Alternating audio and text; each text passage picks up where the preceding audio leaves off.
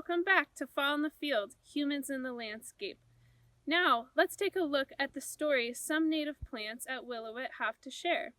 These plants are of cultural significance to the Takelma, Shasta, and Athapaskan peoples because they help them meet their needs as medicine, tools, and food. The information in this lesson was found in resources created by members of the tribes we are discussing. You can learn more by visiting the sources listed on our website. Come along, we're going to go find some important native plants.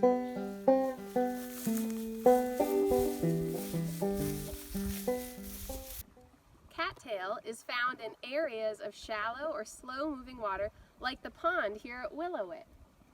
How do you think this plant is useful for humans to help meet their needs?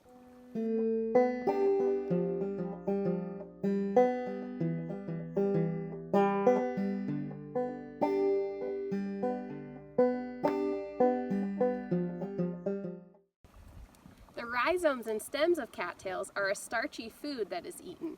The stems and leaves can be woven into clothes, mats, or other items. The fluff from the seeds is used to stuff pillows and mattresses or to start fires.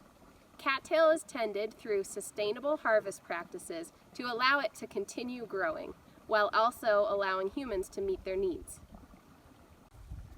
Let's take a look at the edible rhizomes.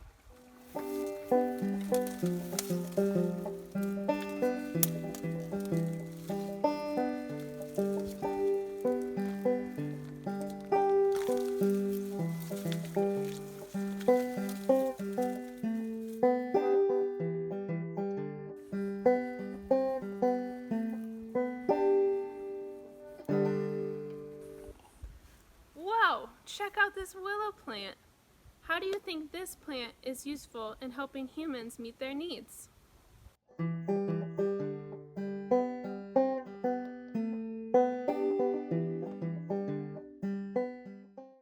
Willows love to grow in moist soil, like they are here. Their shoots and underground rhizomes are important materials in weaving baskets, fish nets, and twine, and also for building sweat lodges. It is also used as a medicine for pain, and aspirin was originally derived from parts of a willow.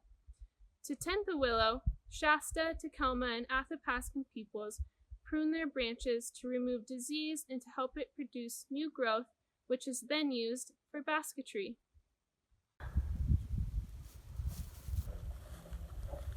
Look at these beautiful oak trees. Oh look, here's an acorn. How do you think this could be useful for humans to meet their needs?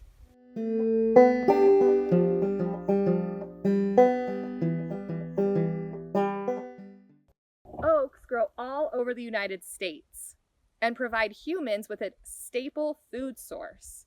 Acorns are gathered and processed into acorn flour, which is then added to many food items. The Takelma, Shasta, and Athapaskan peoples tend the oak trees by seasonal burning in the fall. This helps decrease disease and parasites like mistletoe that grows up in the branches.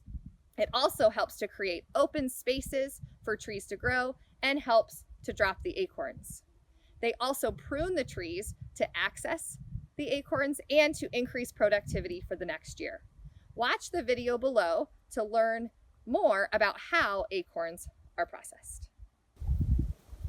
An important practice of many indigenous cultures is the act of reciprocity, or giving back to the land. Humans rely on the earth to obtain all our resources to survive. Indigenous peoples recognize this and take responsibility to give thanks and take care of the land that sustains them. Now, think about different plants or animals that are important to you and your family. How do things you do to meet your needs align with traditional tending practices? How could you incorporate reciprocity into your daily life?